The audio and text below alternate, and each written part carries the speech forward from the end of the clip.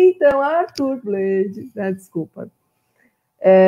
Eu estava na Uma Paz, né? E aí me chamaram, falaram assim: olha, tem uma pessoa que quer conversar com alguém sobre exposições, sobre arte e tal. Eu falei: chama Helena, né? Eu fui lá. E aí o Arthur começou a conversar comigo, começou a falar do trabalho dele. Eu falei: olha, Arthur, eu tenho uma proposta irrecusável para você. A gente dá esse espaço lindo, que é o espaço de exposições da Uma Paz, que é uma galeria, digamos assim, que é o corredor, e você traz todo o resto. Aí ele: não, tá bom. Gente, foi uma exposição no final do ano passado, ficou até o final do ano passado, e foi incrível. Teve uma repercussão enorme, todo mundo que ia lá ficava encantado e tal. E aí, né, como acontece, geralmente as pessoas viram parceiras mesmo da Uma Paz, né? Então, tá aqui Arthur para falar dessa obra linda que ele tem, né? E volto a falar, 50 minutos é muito pouco para saber tudo que cada um faz, mas é para instigar vocês a irem procurar mais sobre o trabalho, né? De cada artista que a gente está tendo a oportunidade de apresentar aqui para vocês, tá bom? Arthur, bem-vindo à Semana Foto em Foco 2020, Uma Paz, muito obrigada, com você. Muito obrigado. Antes de mais nada, eu quero agradecer você, Helena, porque eu acho que tem algumas pessoas que marcam a nossa vida. E te conhecer foi uma coisa extremamente significativa, é uma coisa que eu não vou esquecer, porque você é uma pessoa extremamente receptiva e generosa. Então, dentro desse universo tão árido que é a arte, ou, na verdade, todos os universos, te encontrar foi um ponto-chave na minha vida. Eu acho que o que marca a nossa vida não são as nossas conquistas, necessariamente, são as pessoas que nós encontramos pelo caminho.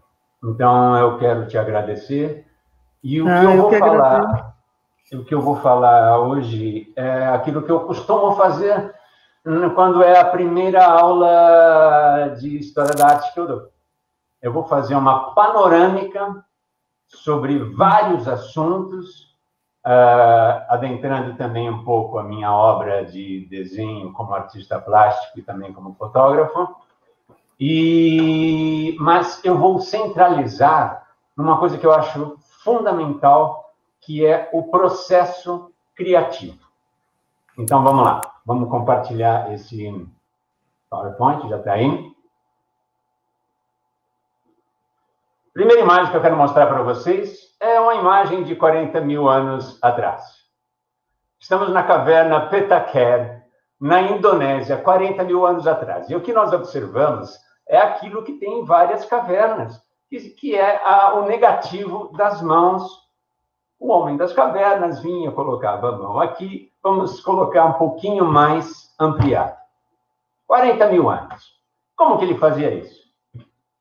Pegava um canudinho, colocava a tinta e assoprava.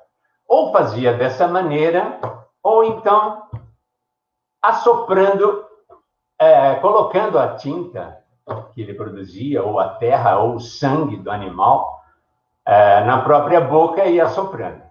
Só que essa é a caverna de Petakere, na Indonésia, 40 mil anos atrás. Tudo bem. Na caverna de Père-Merlet, e na França, 25 mil anos atrás, no outro lado da Terra, encontramos a mesma estrutura de você colocar a mão e cuspir tinta vermelha ou sangue ao redor. 15 mil anos, caverna de Altamira, Espanha. Aqui nós temos também um fato de que aqui é o negativo e aqui é o oposto. Aqui está pintado por dentro. Então, a mesma estrutura se repetindo. Tudo bem, mas França, Espanha estão relativamente próximas, né? Embora 15 mil anos e 20 mil anos seja um espaço bem grande. E aqui na Cueva de las Manos, na Argentina, 9 mil anos, a mesma estrutura. É claro que cada caverna vai ter as suas peculiaridades, cada caverna vai ter um desenvolvimento artístico absolutamente único, mas a gente não pode negar que há um princípio criativo mais ou menos comum ao gênero humano. E nós continuamos ainda hoje tutoriais na internet falando exatamente sobre isso. Como fazer uma reprodução do Homem das Cavernas. E continuamos. E desenvolvemos até chegar ao ponto de, numa reprodução de 2013, depois de Cristo, nós termos até a colocação de pés junto às mãos. É claro que eu estou fazendo uma brincadeira, é claro que esse desenvolvimento é único a partir de cada um, mas não temos como negar um princípio criativo próprio do ser humano. E é por isso que nós falamos que alguns têm mais criatividade do que outros, certo? E às vezes a nossa criatividade pode já ter existido. Vamos ver um exemplo aqui. Antes desse exemplo, o desenvolvimento foi avançando, né? Então temos pés transformados em borboletas e flores a partir de mãos. Mas vamos observar essa pessoa aqui, o Axl Rose. O processo criativo, para mim, é a coisa mais importante quando a gente observa a arte. O que me interessa mais quando eu estou observando alguma coisa é o processo pelo qual o artista faz. O Axl Rose, todo mundo sabe, é o vocalista da banda Guns N' Roses. Em algum determinado momento da vida dele, ele entrou no museu, topou com essa obra e falou, nossa, eu vou comprar, gostei muito. A gente pode observar aqui uma pessoa, ela está encostada numa parede, tem uma outra olhando, e ela está escrevendo no joelho.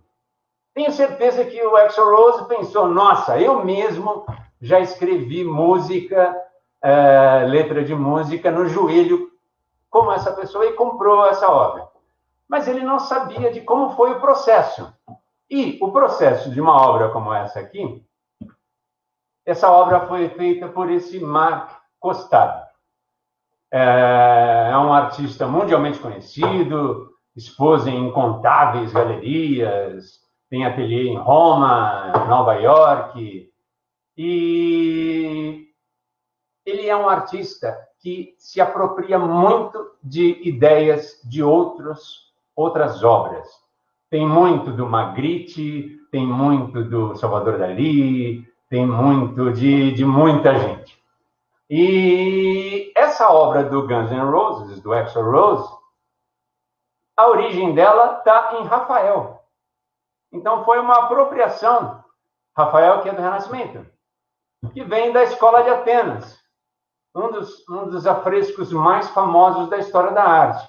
E de todas as pessoas aqui, o Mark Costado resolveu colocar atenção nesse grupo aqui.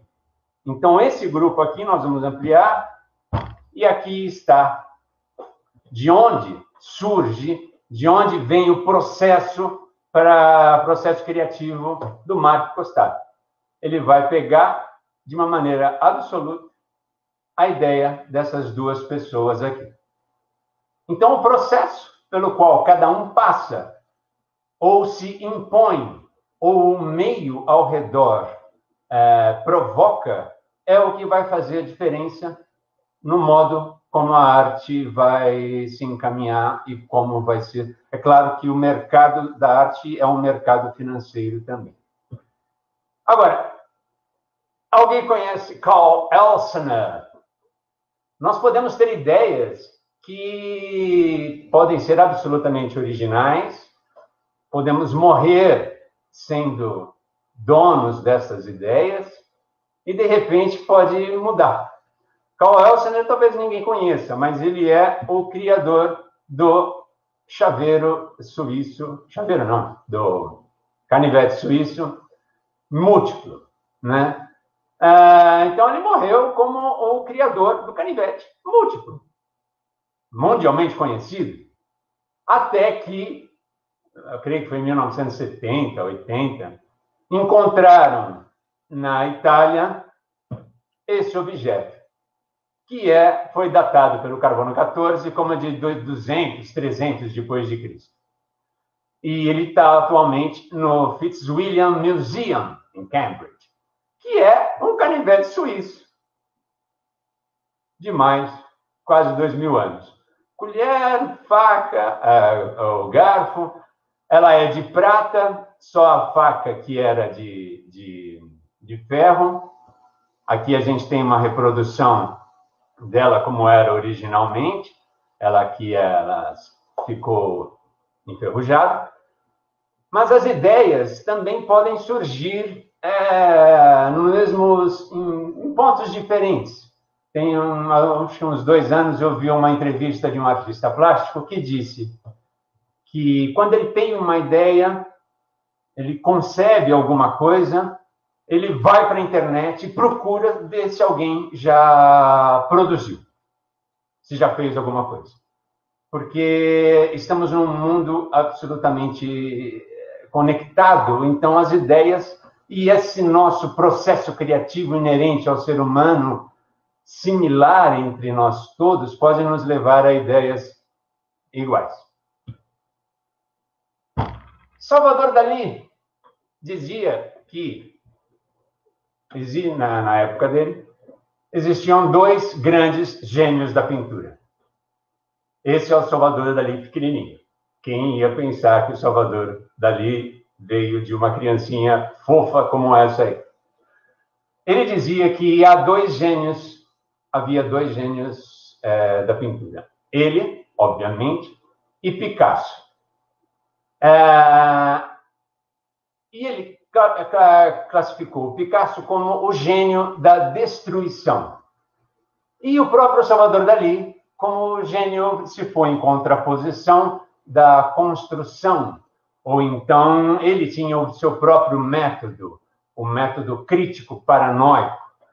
Mas o fato é que, dentro do processo dele, ele foi de obras como essa, quando ele devia ter uns 8, 9 anos, aqui por volta dos 15, 16, e já em alguns ápices da sua vida, ele cria obras espetaculares como Cristos hipercúbicos, que é genial. Então, ele foi agregando. E vamos ver o Picasso, como ele tinha falado. Não, antes de chegar no Picasso, Dalí tinha um pintor que ele reverenciava muito, que é o Meissonier. Então, dentro do método crítico paranoico dele, dentro da mente absolutamente delirante dele, ele era capaz de olhar para um quadro desse e, de repente, falar: Meissonier, que é esse aqui, que é o autor, se adiantou a Pollock. Nossa, mas aonde o Salvador Dalí está vendo Pollock nesse quadro? Bom, embora todo mundo já deva ter pensado, nossa, mas não é o quadro do Pedro Américo? Sim, o Pedro Américo, o Independência ou Morte, foi inspirado no Meissonier. Mas voltando ao Dalí, onde que Dalí conseguiu ver Pollock? Vamos, então, ampliando. Ampliando mais um pouco, ampliando mais um pouco, e chegamos no capim do quadro do Meissonier. Espetacularmente pintado, como se não bastasse pintar todos aqueles cavalos em exuberância, o capim também foi espetacularmente pintado. E quando Dalí olha para o capim, ele vê a essência daquilo que Pollock vai fazer também. Então, tudo é uma questão de receptividade e de como nós, mais um quadro do Pollock, e de como nós observamos. E aqui, Pablo Picasso. Se formos ver pelo modo da destruição que Picasso falou, que Dalí falou, nós vamos começar com Picasso, com um quadro como esse, quando ele tinha uns 8 anos, mas ele evolui rapidamente. Com 14, 15 anos, ele era capaz de desenhar quadros como esse. Esse é a sua mãe, seu pai, um desenho belíssimo. Seu pai, novamente, que também era pintor. Picasso seria um brilhante pintor acadêmico, só que ele se volta para um outro caminho. E, em alguns ápices da sua vida, desconstrói, e chegando a Demoiselles d'Avignon. Então, a característica de cada um vai se fazer a partir do processo. Nós vamos observar, mais uma vez, o processo de Picasso, mas antes disso, vamos voltar para outros processos. Albrecht Dürer, ele se voltou para um minúsculo coelho, desenhou o coelho, ou então uma asa. Isso é um estudo, é um processo de desenvolvimento. Essa asa é de uma beleza espetacular. Então, isso é em 1512. E também se voltou para um simples besouro. O besouro, em 1505.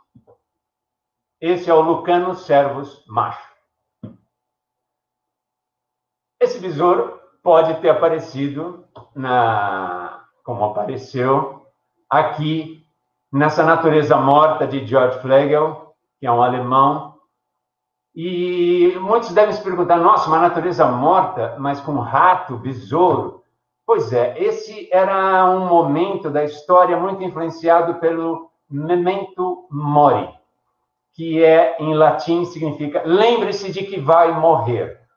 Um conjunto de eremitas de São Paulo, na França, por volta de 1620, se cumprimentavam dessa maneira. Memento mori, memento mori.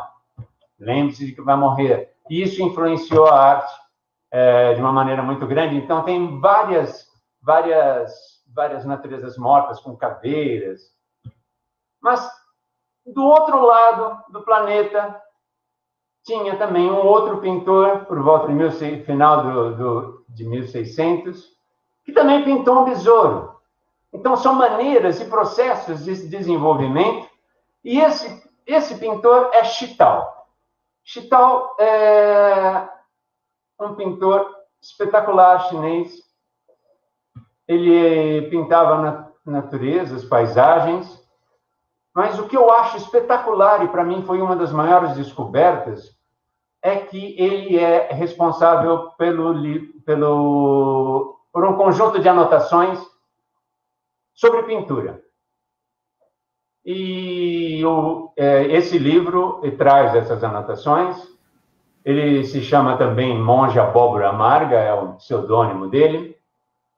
E nesse livro, ele fala de maneira poética, misturando um pouco de taoísmo, de budismo, de zen budismo, e fala de uma maneira espetacular sobre a pintura. Então, eu vou colocar aqui algumas dessas frases. Na mais remota antiguidade, não havia regras. O único traço de pincel é a origem de todas as coisas, a raiz de todos os fenômenos. Assim, o único traço de pincel abarca tudo, até o longínquo mais inacessível, e em 10 bilhões de pinceladas não há sequer uma cujo início e fim não residam finalmente nesse único traço de pincel, cujo controle pertence apenas ao homem. São frases espetaculares que a gente pode caminhar por de N maneiras, mas são extremamente poéticas e falam de maneira muito profunda. E ele vai resumir aqui de uma maneira importantíssima a recepção. Ele deixa muito claro a recepção como algo muito forte para todo artista e que deve ser levado às últimas consequências. A pintura resulta da recepção da tinta, a tinta da recepção do pincel, o pincel da recepção da mão, a mão da recepção do espírito e exatamente como o processo que faz com que o céu engendre aquilo que a terra em seguida concretiza. Assim, tudo é fruto de uma recepção. A receptividade, a pessoa estar receptiva, é a coisa fundamental para o artista. E nesse livro, ele vai fazer uma comparação de como Picasso via a arte. Picasso vai falar, não se trata de imitar a natureza, mas de trabalhar como ela. Por isso que eu falei que falar que Picasso tinha um processo de destruição é muito simplista. E trabalhar como a natureza é um processo de criar e destruir e avançar ao mesmo tempo. Então, eu quero falar para vocês rapidamente aqui sobre como foi o processo que eu acho interessantíssimo do Guernica. Em 1937, ele recebe a encomenda para fazer uma obra para a Exposição Universal de Paris. Isso em janeiro de 1937. Ele não sabe o que fazer, reflete, fica perdido, até que estoura o bombardeio de Guernica no dia 26 de abril de 37. Uma devastação em 3 horas no final da tarde de uma segunda-feira. A Luftwaffe alemã faz uma experiência devastadora, com um número absurdo de pessoas mortas. Agora, vamos observar aqui um touro também sendo resgatado ali. E aí, é nesse momento que Picasso fala, eu vou falar exatamente sobre isso. Então, ele vai criar a Guernica. Helena, só me fala quanto tempo eu passou aqui? 21 minutos? Isso. Vamos lá. Vamos observar alguns elementos aqui do Guernica. Elemento fundamental, isso aqui é uma lâmpada. É inegável que seja uma lâmpada. Temos um cavalo principal aqui, com a cabeça erguida, um touro com o resto do corpo para esse lado e o rabo aqui atrás, uma mãe com seu filho morto, um homem dilacerado, várias partes, uma mulher avançando quase de joelho, uma adentrando uma janela e uma aqui próxima a uma outra janela e essa florzinha aqui, que é o único elemento positivo dentro de toda essa estrutura. Vamos observar bem essa flor para ver como que ela surgiu. Vamos avançar. Então, já no dia 1º de maio, 4, 5 dias depois do bombardeio, Picasso começa a fazer os seus esboços. Aqui a mulher, aqui algumas pessoas, vai virar esse esboço aqui, o touro. Ele perguntou para um amigo, nossa, mas eu nunca tive na guerra, eu não faço a menor ideia, claro que só tem as fotografias de jornal. Aí o amigo dele falou assim, não importa, Picasso, pensa num touro entrando numa loja de cristais. E de touro, Picasso entendia. Então ele imagina um touro, cavalo, pessoas dilaceradas, vai evoluindo nos seus esboços. Aqui tem o cavalo, e do cavalo está surgindo um outro cavalo com asas, que é a liberdade. E chega, por fim, a esse que seria um esboço anterior ao quadro. Agora, o que é interessantíssimo nisso é que esse é um esboço colorido, mas ele abandona a ideia do colorido. A mulher com a criança. Dizem que ele pode ter se influenciado por essa gravura do Goya, que faz parte de um conjunto de gravuras, Desastre da Guerra, o que é muito provável mesmo. Observem essa cadeira aqui, ela vai surgir daqui a pouco. Observem essas pessoas dilaceradas, a mulher, o homem aqui, e essa estrutura triangular. O que foi fundamental é que a Dora Maar, que era a esposa do Picasso na época, uma das 8 esposas do Picasso, aqui é a Dora, aqui um retrato dela do Picasso, ela é fotógrafa e ela vai fotografar cada uma dos estágios do Guernica. A obra ela é descomunal, como a gente pode ver aqui o Picasso durante a pintura. E esse foi o primeiro quadro. Vamos tentar rapidamente observar alguns elementos. Antes, tinha esse homem aqui com o braço levantado. E uma mulher aqui, morta.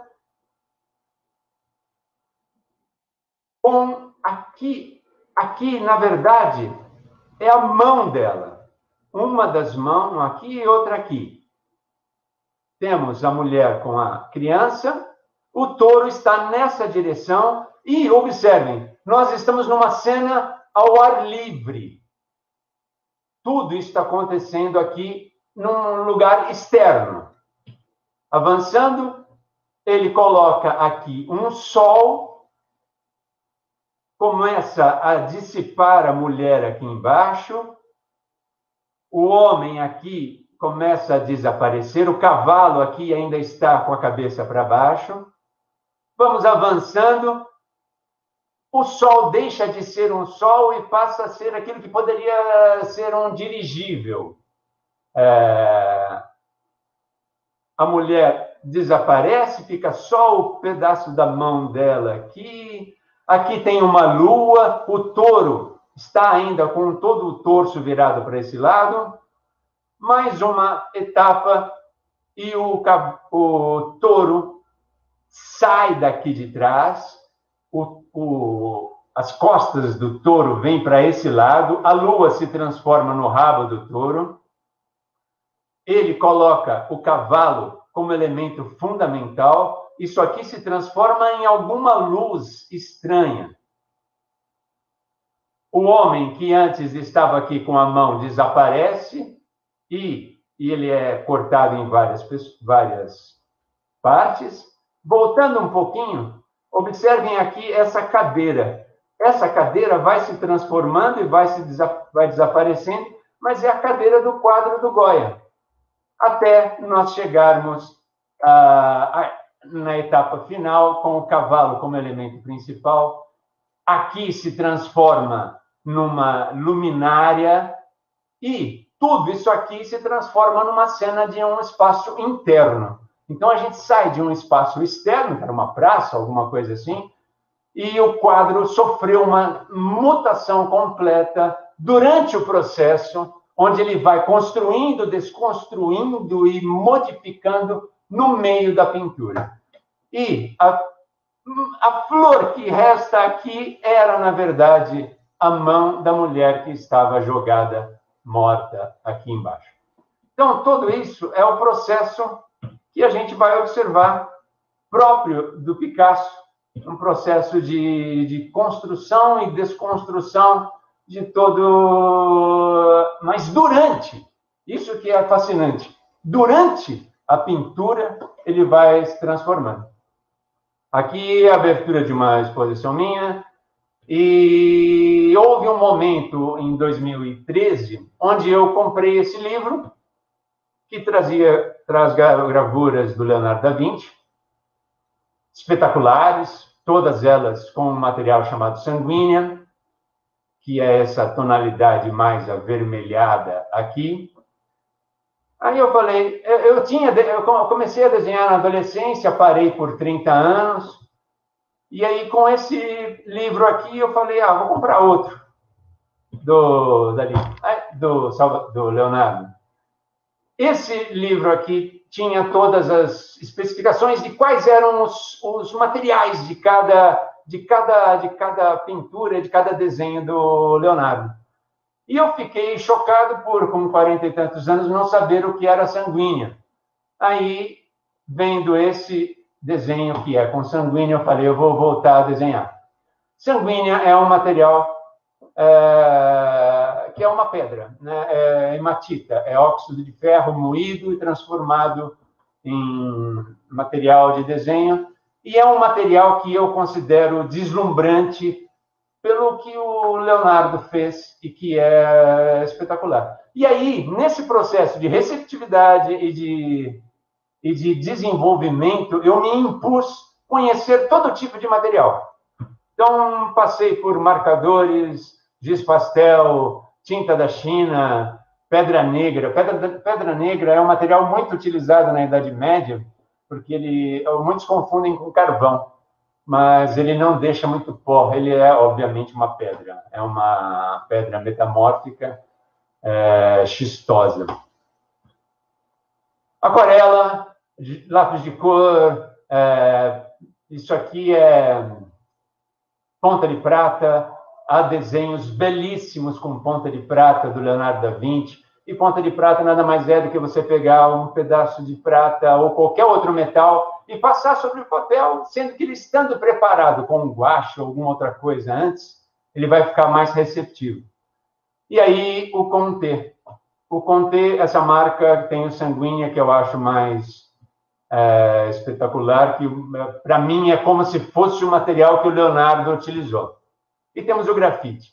O grafite é um material muito traiçoeiro, porque ele tem uma dureza, 20 tipos de dureza, é fácil de apontar, é fácil de apagar. Então, ele permite que você retrabalhe de uma maneira muito grande. Então, em 2005, quando eu não estava desenhando nada, eu cheguei a fazer esse desenho com grafite, mas foi um processo muito lento.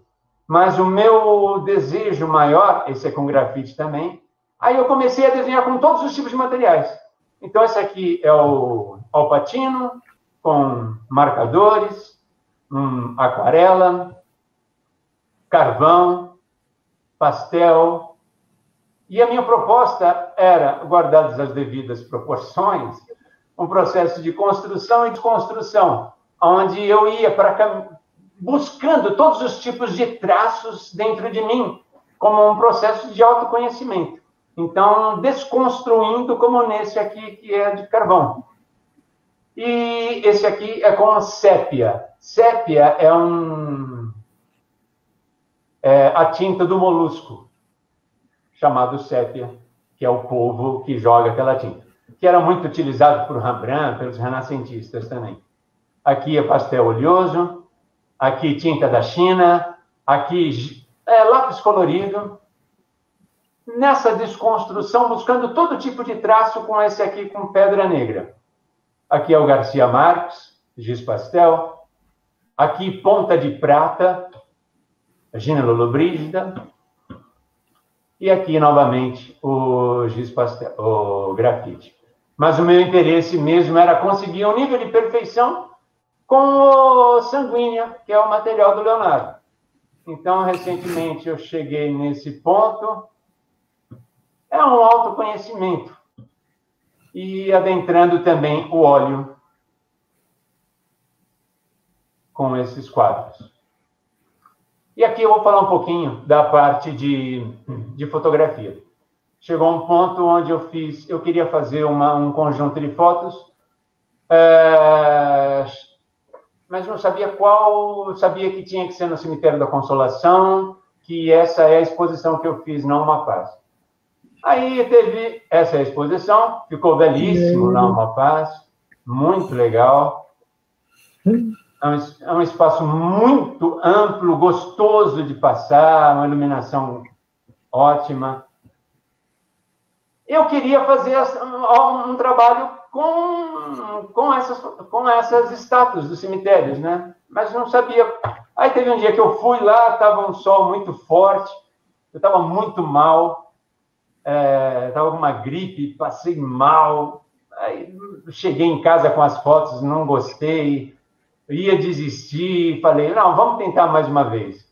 Aí eu fui num dia que estava praticamente chovendo, um dia medonho, nublado, mas num dia nublado é ótimo porque a luz é universal, ela vem de todos os lados, então permite que você fotografe melhor, sem muita sombra. Então aí eu comecei esse processo, mas foi um processo, foi uma descoberta. Eu tinha a fotografia, que era essa ao lado, e buscava sempre um detalhe para se transformar naquilo que seria a fotografia final. E sempre trabalhando com detalhes. Então, aqui a fotografia original, aqui o detalhe recortado, e sempre agregando um nome, e aos poucos eu fui vendo que podia colocar uma cor. Às vezes, retirando a cor original, me surgia uma cor específica, por vezes própria do material, própria do mármore, e às vezes eu impunha uma cor diferente. Essa aqui veio desta estátua, o desespero é amarelo. Aí eu trabalhava com o Lightroom. Eu acho que trabalhar com esses processos tecnológicos depende de qual é o seu intuito. Não sou contra nenhum deles, né? Então, foi passando por um processo. Veio daqui, primeiro eu fiz essa primeira tentativa, reforcei depois o amarelo. É claro que o Lightroom, ele é como se fosse o laboratório de antigamente. Ele permite você trabalhar. Mas eu também usei o Photoshop, que é retirando tudo que estava por trás e chegando na fotografia final. Essa aqui veio desta aqui. Então, eu sempre buscava o detalhe. E numa foto como essa, qual é o detalhe mais importante, de repente eu encontrei aqui, e com essa coloração fez toda a diferença. Agora, a luz universal, que é interessante, não é nada novo, é a coisa mais velha do mundo. Leonardo da Vinci conseguia trabalhar com essa luz de um dia completamente nublado ou próximo às cavernas aqui. Esse aqui é a Virgem dos Rochedos. E também a própria Mona Lisa. Isso aqui parece um dia muito feio, né? E não há uma sombra muito delineada. Daí que vem o esfumato genial do Leonardo da Vinci. Esse momento aqui, mais 10 minutos, se fosse na vida real, estaria escuro já. Prosseguindo. E aqui é o outro arco-íris, só que reto. O interessante é que, por vezes, eu modificava completamente a cor e, às vezes, como nesse caso aqui, eu apenas puxava uma frequência. E puxando a frequência, você vai ter uma tonalidade de acordo com o material que está na própria obra, que está no próprio mármore. Agora, observem esse aqui. Esse aqui é esse detalhe aqui, mas ele foi passando por etapas até chegar nesse final. Esse aqui é um dos últimos. Mas vamos atentar mais uma vez isso aqui. Nossa, isso aqui parece meio moderno, né? Uma tonalidade pink, praticamente, aqui. A sombra, que deveria naturalmente ser marrom ou preta, está azulada. Mas isso também é a coisa mais antiga do mundo. Por quê? Temos aqui Michelangelo. Isso aqui é uma obra para você ver de perto, né? Observem como todo o planejamento está em azul, e na hora que ele vai escurecendo, ele vai para o preto, vai para o marrom, aqui, mas vai perdendo a cor. Mas, quando fizeram a restauração da Capela Sistina, olha só o que aconteceu. Um tecido verde vai possuir sombra em outra tonalidade de verde. Ele não optou por transformar tudo em marrom. Olha só o planejamento aqui. O que está na luz é claro e o que está na sombra permanece um azul mais escuro. Isso aqui é antes da restauração e aqui depois. Antes da restauração estava tudo em tons de marrom. 500 anos com fuligem. Esse aqui, o profeta Daniel, ele vai utilizar o verde para fazer a sombra. Isso é o que os modernistas vão fazer. Então, em 1518, ele decide colocar algo absolutamente inusitado. Esse joelho do profeta Daniel é sempre mostrado, porque olha como era antes, na restauração, e olha como era depois. Porque na Capela Sistina são 21 metros. Se ele escurecesse tudo, isso aqui parece até que ele vai para um jogo do Brasil. O pano é amarelo e a sombra em verde. Aqui, o contrário, o pano é um verde claro e a sombra em abóbora. Então, absolutamente revolucionário em 1500.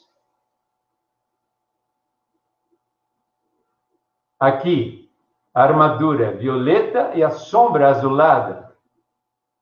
Aqui a mesma coisa, sombra violeta, inverte, a sombra violeta e o pano é laranja. Simplesmente genial. E aí sou eu.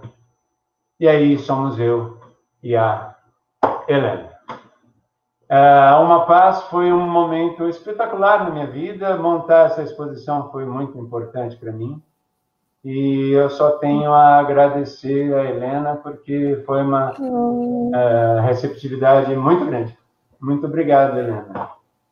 Nossa, eu é que... Bom, primeiro que eu já estou aqui sem palavras, porque todo mundo aqui, enquanto você fazia essa explanação inacreditável, o pessoal maravilhado lá, só elogios.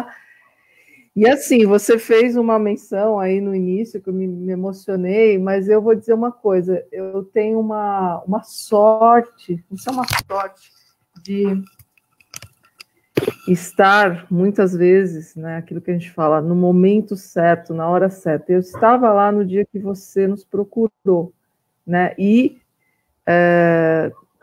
tive a sorte também de alguém falar assim, não, chama Helena lá, né.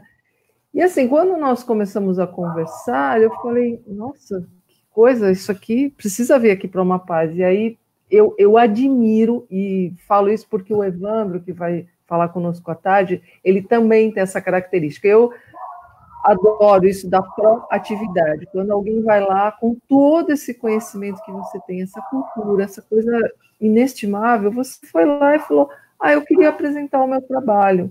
É de uma generosidade isso de procurar um lugar para apresentar, e chegou na Uma Paz, tem um monte de gente que agora acho que ela vai ficar mais conhecida, mas enfim, tem gente que nunca tinha ouvido falar, e você estava lá. E eu falei, meu Deus, claro, vamos trazer, né? E ainda, como eu disse, né? Olha, é isso aqui, tem esse corredor, e eu preciso fazer aqui um super agradecimento, porque como surgiu aquele espaço? Nossa diretora, Meire, ela me chamou um dia e falou assim, Helena, sabe, a gente tem esse corredor aqui, né, mas eu não quero ver esse corredor vazio, eu quero que as pessoas cheguem na Uma Paz já, né, inspiradas. Eu falei, opa, aí ela e o Plínio, nunca me esqueço disso, me chamaram depois, falaram, a gente pensou e a gente acha que você é a pessoa que pode ficar encarregada do corredor. Eu fico, né, que já como diz meu chefe, Helena sendo Helena, né, eu fico.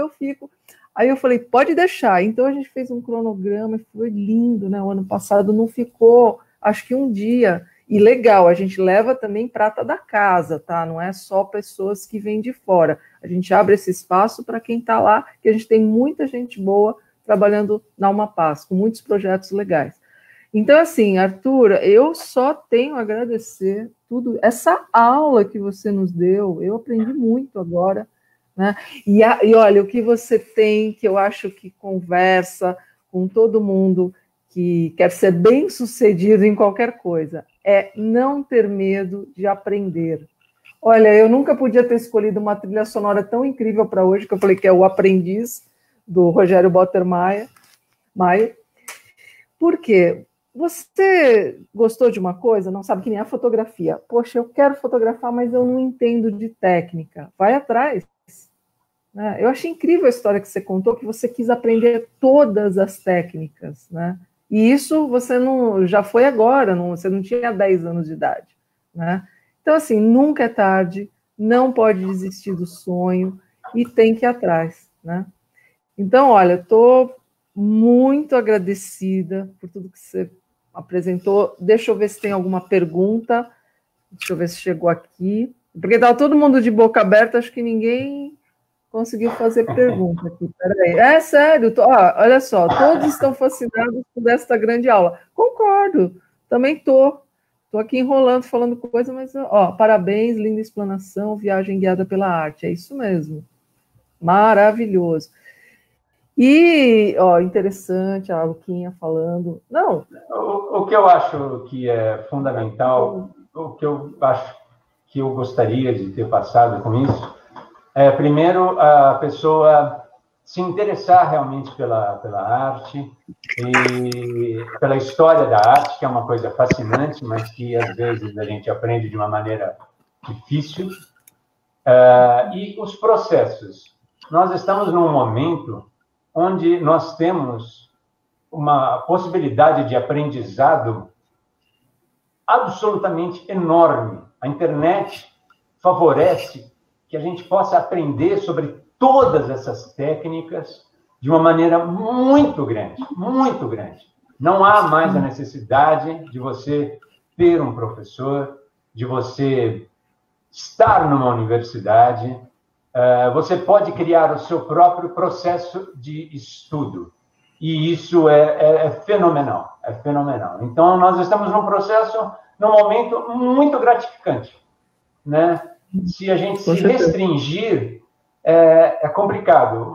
Eu cruzei com uma garota que tinha acabado de sair da faculdade de arte e falei, nossa, então deixa eu ver teus desenhos, né? No celular vai ter, né? Ela falou, não, eu não tenho desenho. Eu falei, como assim? Você pode fazer uma universidade de arte e não desenhar? Aí eu falei, tá, é possível, mas, nossa, né? Eu tenho um vínculo muito grande com desenho. Mas eu acho que a gente não pode se restringir mais a nada. Eu acho que ter um único estilo atualmente é praticamente se transformar em falsificador de si mesmo. Então, acho que o mundo está aberto, as possibilidades de vivência, de recepção, que é o que o Chital falou, e eu recomendo para todo mundo ler esse livro, que é espetacular, é o principal. Para se conhecer, para conhecer o mundo, né? É isso. Não, é incrível, isso que você trouxe hoje, assim, nossa, quem não aproveitou toda essa aula, não é uma aula só de história da arte, é uma aula do pensar, do crescer, né? E o André está perguntando quais são os próximos projetos, né, que você está desenvolvendo. Bom, eu tenho certeza que... Olha, e vou contar uma outra coisa aqui, Arthur, eu vou abrir esse negócio. Quando eu convidei o Arthur, obviamente, era presencial, né, como a maioria. Ah, tá, Helena, vou, que beleza, tá tudo acertado. Quando eu falei que ia ser através de live, como muita gente, eu inclusive, o Arthur deu uma travada, falou, mas será que eu vou conseguir? Eu falei, como não? E olha, ele deu uma aula, porque ele... Eu acho incrível isso, ele pegou para si o negócio e falou, não, eu vou fazer. E olha o que ele preparou, né? Para alguém que ficou num certo momento... Aliás, todo mundo que estava dizendo que não ia conseguir está dando show aqui, né? Eu estou amando isso. Então, assim, Arthur, isso é uma outra conquista que eu achei incrível, de você trazer, vencer essa, que é um desafio para todos nós, né? Passar do presencial para o totalmente agora, nesse momento virtual, né? Online. Mas bacana. E quais são os seus novos projetos, Arthur? O que você está pretendendo aí, o que você está fazendo? O meu próximo projeto que está em execução, que, como eu sou psicanalista, eu resolvi fazer um conjunto de obras falando sobre a vida e obra do Freud. Então, no meu site já tem um vídeo, já iniciei esse processo, só que eu vou trabalhar de uma maneira que, para mim, é muito instigante, que é associar alguns momentos da obra do Freud com as cartas de tarô. Então, eu vou colocar Freud dentro do universo do tarô e está ficando muito legal. É isso. O pessoal tá pedindo para você dar o endereço do site, do teu site, que eu não tenho certeza. arthurblade.com. Arthur com TH, assim, Blade, B-L-A-D-E, arthurblade.com. Exato. Não, e, nossa, parabéns mesmo. Isso, Arthur Blade, tá certo. Pode pôr, Daniel, por favor. Foi muito, uma aula incrível mesmo. Acho que você fez esse percurso, né, do conhecimento, né? E o que eu posso mais falar, né? Só agradecer mesmo, porque foi incrível, incrível. Assim, muito obrigado eu acho mesmo. para finalizar, eu agradeço mais uma vez você, Helena. Ai, não. Porque o que você está fazendo não é só um esforço, isso é a sua, vamos chamar de aura, ou algo assim, a sua energia vai acabar atraindo esse tipo de coletivo, de união. E amanhã eu quero estar presente no Clicaço com todo mundo, porque você traz ao seu redor essa possibilidade de todo mundo se unir. Então, mais uma vez, obrigado. Obrigada de ter falado, já falo aqui. Generosidade. Não, generosos são vocês, sinceramente. O que eu faço é juntar, né? E tentar coordenar que as coisas tenham façam sentido, né, naquele dia. Então, é muito, muito lindo. E, realmente, vamos ter amanhã um clicaço. Eu convidei todos os participantes às 5 horas. Eles vão entrar no meeting ao mesmo tempo, às 5 horas, e a gente vai aparecer na tela todo mundo da semana, né, e a gente vai dar um print e vai ficar com a foto de todo mundo. Vai ser lindo. E tem uma surpresinha que eu vou fazer no momento do clicaço. Aí é surpresa, mas... fiquem atentos. Nem está na programação isso, porque eu pensei isso ontem, falei com o Daniel, falei, Daniel, vamos fazer? Aí, Daniel, vamos. Eu falei, então tá, prepara aí o link que vocês vão receber, tá bom? Muito obrigada, turma, tá? Um beijo enorme para você, para tua família aí, que eu sei que é super especial também, viu? Um beijo enorme, tá? Muito obrigada. Gente, estou indo para a nossa próxima... não, agora é intervalo, calma. 1h30. Agora tem que almoçar, né? 1h30, a gente volta. Hoje eu estou meio atrapalhada. Obrigado. Tchau, gente.